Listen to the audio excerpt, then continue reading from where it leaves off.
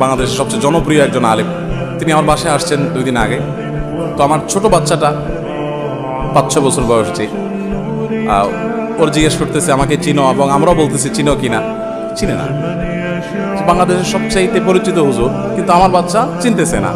তো আসলে সবাই একটু আশ্চর্য। তাই বললাম আশ্চর্যের কারণ হলো ও মোবাইল বা কম্পিউটারে আসক্ত না।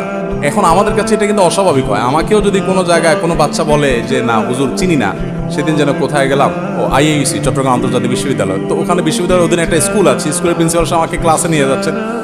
এক বাচ্চা জিজ্ঞেস করছে চিনো হুজুরকে চিনো? বাচ্চা বলো না চিনি না। সাধারণত শুনলে তো মানুষ একটু অপমান হয়, এটা আমার চিনল না, কপাল পোড়া।